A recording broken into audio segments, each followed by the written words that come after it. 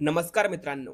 मित्रांनो, राज्यातील सर्व संजय गांधी निराधार अनुदान योजना, विधवा पेन्शन योजना, श्रावणबाळ सेवा राज्य निवृत्ती वेतन योजना, वृद्धपकाळ योजना आणि इतर सर्व निराधार योजनेच्या लाभार्थ्यांसाठी आजची माहिती खूपच जास्त महत्त्वाची असणार आहे.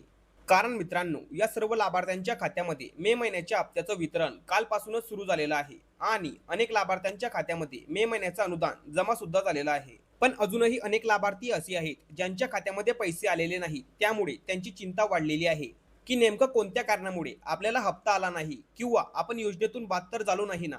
आणि आता या मे महिन्याच्या हप्त्यासोबतच यापुढे आपल्याला योजनेचा लाभ बंद होणार का? तर या संदर्भातील संपूर्ण माहिती आपण आजच्या या व्हिडिओमध्ये जाणून घेणार आहोत. त्यामुळे हा व्हिडिओ नक्की शेवटपर्यंत पहा. कारण या व्हिडिओच्या माध्यमातून तुमच्या मनातील सर्व प्रश्न क्लिअर होणार आहेत की तुमचा मे महिन्याचा हप्ता का आला नाही किंवा मे महिन्याचा हप्ता मिळवण्यासाठी आता नेमकं काय करावं लागेल. त्यामुळे आजचा हा व्हिडिओ नक्की शेवटपर्यंत पहा.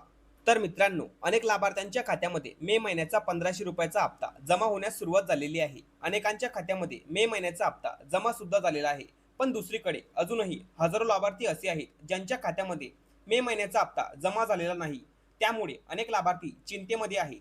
पण मित्रांनो, घाबरण्याची गरज नाही. कारण मे महिन्याचा हप्ता न येण्याचं मुख्य कारण म्हणजे राज्यातील सर्व लाभार्थ्यांच्या खात्यामध्ये एकाच दिवशी पैसे जमा होत नाहीत.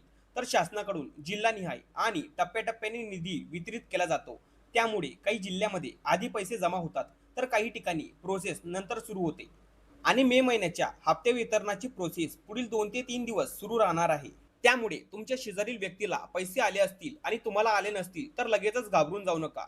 पण जर मे महिन्याच्या हप्ता वितरणाची प्रोसेस पूर्ण होऊन सुद्धा म्हणजेच पुढील 2 ते 3 दिवसांमध्ये जर तुम्हाला मे महिन्याचा हप्ता तुमच्या खात्यामध्ये जर जमा झाला नाही तर मात्र तुमचा मे महिन्याचा हप्ता होल्ड झालेला असू शकतो.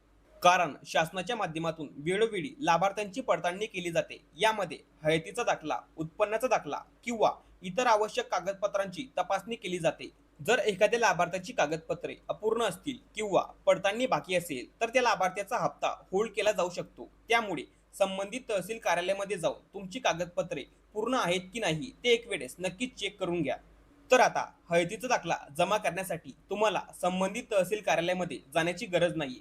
कारण आता हळदीचा दाखला ऑनलाईन पद्धतीने बनवण्यासाठी राज्य सरकारच्या माध्यमातून लाभार्थ्यांसाठी एक नवीन सिस्टीम उपलब्ध करून दिलेली आहे.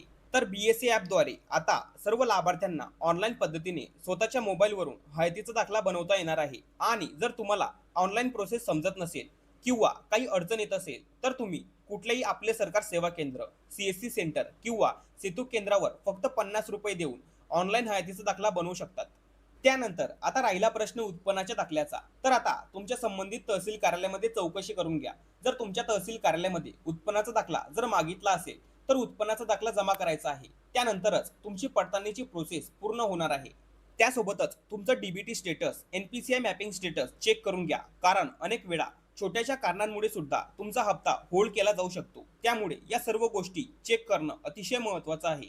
तर अशा पद्धतीने ज्या लाभार्थ्यांच्या खात्यामध्ये मे महिन्याचा हप्ता जमा झालेला नाही त्या सर्व लाभार्थ्यांसाठी ही होती एक महत्त्वाची अपडेट. तर ही माहिती सर्व लाभार्थ्यांना नक्की शेअर करा. आणि अजूनपर्यंत आपल्या चॅनलला सबस्क्राईब केलं नसेल तर लवकर चॅनलला सबस्क्राईब करून घ्या. अशाच महत्त्वपूर्ण माहितीसह व्हिडिओ आपल्या चॅनलवरती येत असतात.